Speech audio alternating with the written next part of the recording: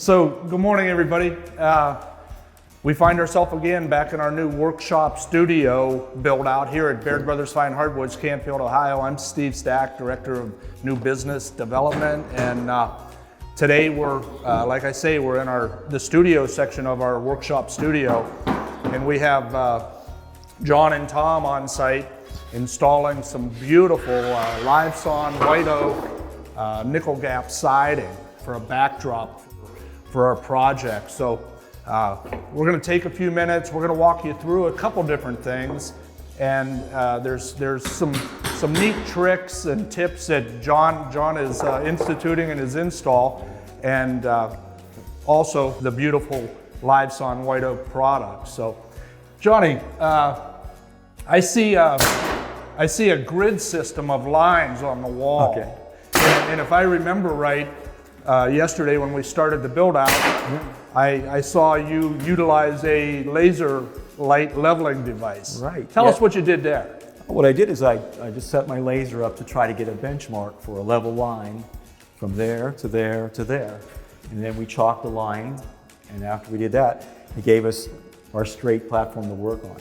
And then we went down below, and if you'll notice, if you can take a look down below here, the flooring doesn't go all the way to the floor. And the reason why is we moved this up so that when you put the baseboard, which will be 5.5 inches, it'll be right at the top of this. And this way we keep that same profile going all the way up to the top.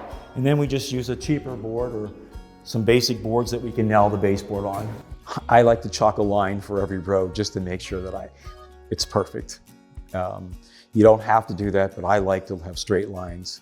And so it takes a few minutes to just lay it out and put some chalk lines up there, and if you follow them, everything will look nice. We could have started tight to the floor, right? But we would have lost our profile and our pattern throughout the course of the wall. Correct. So, like Jon said, he held it up. We put sleeper boards down below, so when we attach our baseboard, that'll cover the sleepers, and then we'll have the correct exposure on our nickel gap siding. Okay? So Tommy, before you put that one up there, Tom, Johnny, I see some paper tabs behind the joints. Right. What's the purpose of those? Since we had seams with the nickel gap, what we did is we took a paper that was the same color as our finish or close to it, and we put it wherever there was a seam. So if it opened up a little bit, you'd have the same color and you wouldn't notice it. Jon has made provisions to allow room for that wood to expand. And he's also implemented a nice joint in the corner, so we have some forgiveness there also, and yet maintain a nice butt joint corner, and it looks nice and square, but there's forgiveness in it. And he did a dado cut again, and in the corner, the boards aren't nailed right at the very end of the corner. The boards are nailed a couple inches out, back to that first stud, and that corner is allowed to float. So there's tension behind it, and as it moves, it can open up, but the joint is still closed on the face side. Very nice, very basic joinery, but having the forethought to allow for that movement that all wood's gonna do.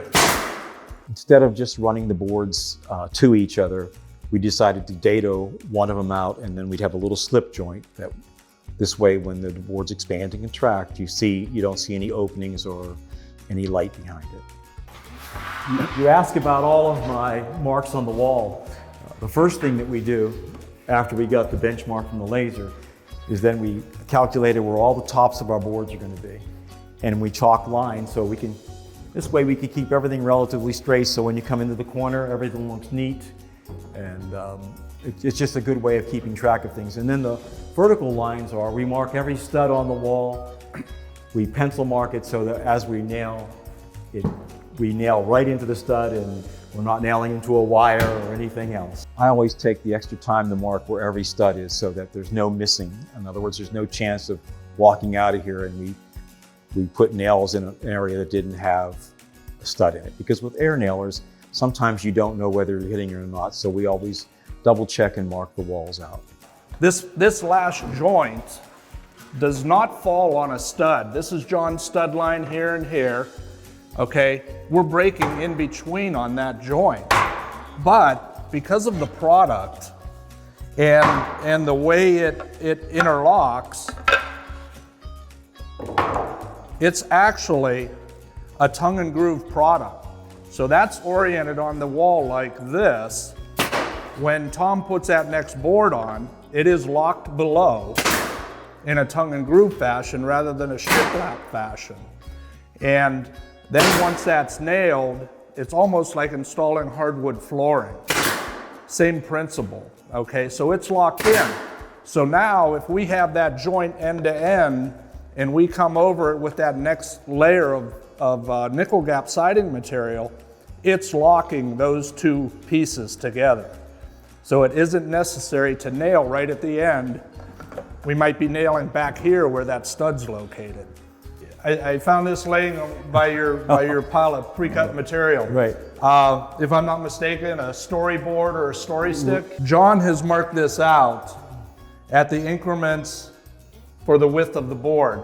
He used his storyboard or story stick to be consistent in your marking from the column to the corner back to the column, and that created your chalk lines.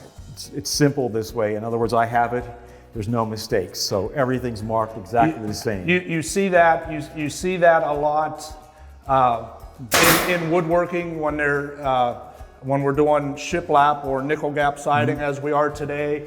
So another little tip to take home and keep in the back of your mind. All right. So,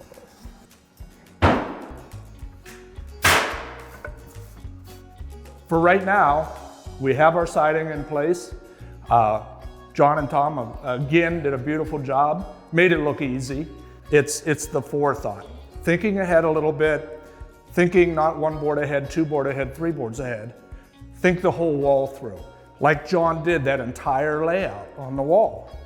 He knew what he was coming up against, and therefore makes it look easy. So until next time, hang in there, stay safe.